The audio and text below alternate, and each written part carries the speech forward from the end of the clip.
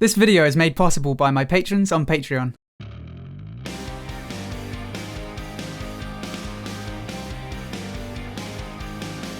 Hello everyone, my name is Ziamaro and welcome to Battlerite Sage. Today I want to cover something that comes up a lot, and it was actually something that came up last night while I was streaming as well, so I thought I'd try and give this one a proper answer. As always, I'll keep this guide fairly general so you can apply it to any champion. I'll give you a few specific examples to illustrate, but if you understand the fundamentals, then you should be able to apply this no matter who you play. I'm going to presume you're a ranged DPS or support player if you're struggling with melee. If you haven't already, I would start off by playing a few hours of melee champions. If you know some of the basics of how they play, it'll give you a good idea of what makes a melee champion's life harder. So first, there are a few things you need to understand about melee. Most melee champions have pretty huge burst damage when they're close range, but to do that damage, they need to get close. Pretty obvious, right? For that reason, all melee champions have gap closers. If they can't close the gap, they can't do damage. Okay, still pretty obvious.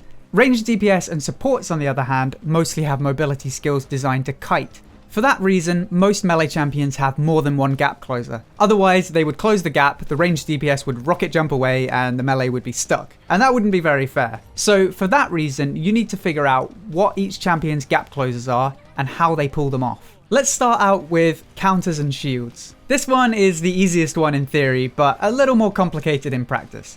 Don't hit the counters.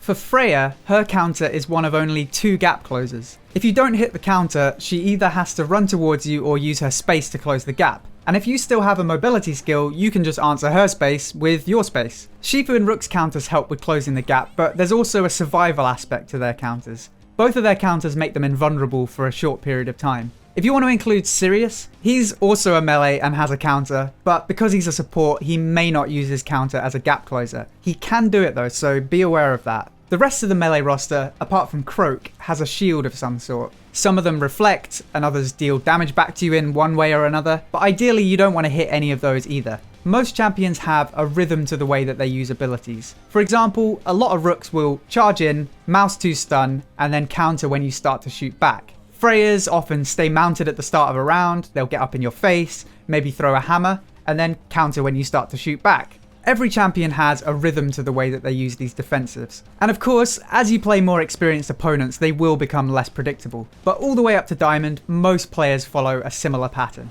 So learn those patterns and then avoid the counters and shields. And remember this, avoiding counters isn't reactive. You predict it. This is actually a really common misconception around silver and gold. A lot of people think you have to react to the counter and then cancel. That can be true in some cases, but in others it's a matter of predicting when they're going to counter.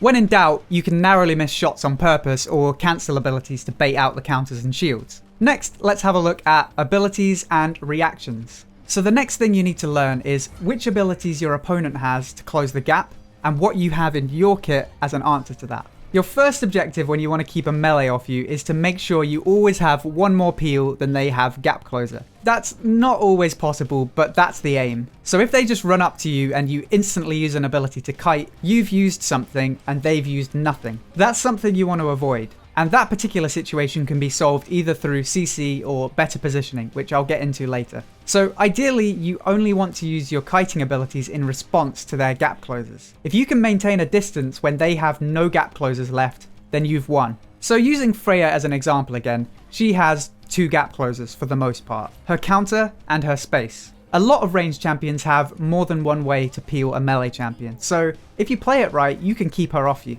For example, if you play Jade, even if you hit the Freya counter, you can use your R to push her away, and you still have your space, you still have your stealth, and your EXM2 if she uses her space to close the gap.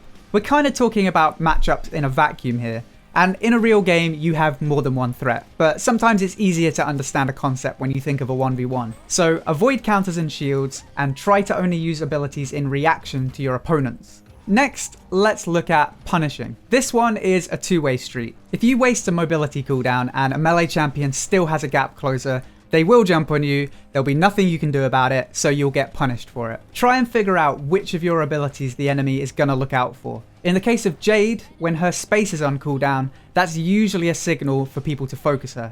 With Paloma, when her fear is down, that's a signal for melee to focus her. As long as you have these abilities, you're not going to get fully focused. But if you do have to use them, make sure you play from a defensive position while the cooldown comes back. Likewise, a big part of dealing with melee is punishing them when their important abilities are on cooldown. This is almost always their counters and shields. If you see a melee champion use their counter or shield and you don't hit it, make sure you focus them during that 8-second window that it's down. Either they'll be forced to back off, or you'll put a good amount of damage into them. In both scenarios, that's a good situation to be in. Punishing is particularly important in the case of champions like Shifu. Shifu has a lot of gap closers, so sometimes it can be outright impossible to kite him. The best way to deal with Shifu is to put enough pressure back into him that he has to back off. Once his counter is down, put some damage into him. And if his immaterial is down as well, put everything you have into him.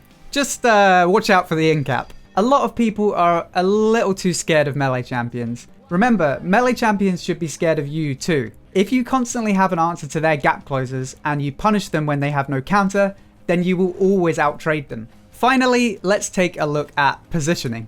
This varies depending on the sort of champion and comp you're playing.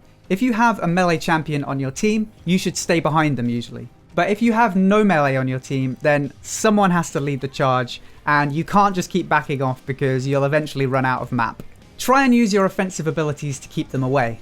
And as long as you have your important defensives, you don't need to play too scared. Once your important abilities are down, however, then you should play back. So if you're playing Jamong and you have no space or prow, you should definitely take a more defensive position for a few seconds. Otherwise, as a ranged DPS, stay max distance when you can, but remember to apply pressure back into the enemy.